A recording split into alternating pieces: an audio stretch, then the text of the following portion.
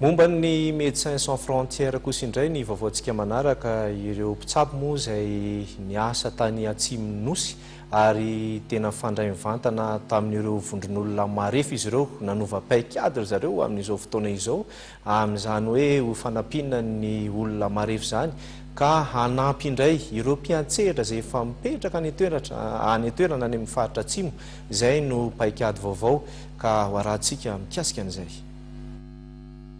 Fanampiana ara-pitaovana hanamorana ny fandraisana tanana ireo olona hiarany tsy fanjari-sakafo any atsimon'ny sy eo amin'ny fiatrehana ny loza voajanahary no natolotra ny fikambanana Médecins Sans Frontières ho an'ny birao nasional misahana ny fiatrehana loza voajanahary na ny Bngrc tamin'ity androany ity mitentina 570 tafiditra ariary ny fanampiana. Médecins Sans Frontières dia orinasa anankiray izay na fikambanana izay manao asa soa maneran-tany ary zareo zany dia fa anisan'ny miasa teto Madagasikara raha tsy teny fotsiny raha tsy tamin'ny taon-dasa iny tamin'le hoe mananontany ny fanjari-tsakafo dia nisy antso na fampalalana nataon'ny Madagasikara zany ho an'ireo mpiara-mantoka aminy dia anisana mala izay antso zay zareo dia nipetraka niasa tamin'ny faritra atsimo iny ary niasa koa tamina faritra hafa zay no heverina fa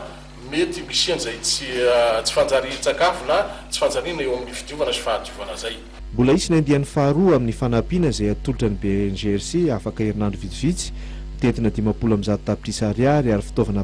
ara-pahasalamana sy mahakasika ny fidiovana sy ny fahadiovana no mena amin'izany tao anatin'ny 10 volana ny asan'ny MSF tany atsimon'ny nosy dia mahery ny 9,000 ireo olona nahazo tohana tamin'ny lafin'ny fanjari-tsakafo namarana ny fotoana ny toerany tany antoerana ny MSF ary nanova ny endrika fanampiana ataony amin'ny alalan'ny tohana omena ireo mpisehatra ny toerana no tanterana ny hoe rivodoza ny fandraikitana tsorotra sy fanaovana soniny taratasy manamarina ny fisindreo fanampiana ireo.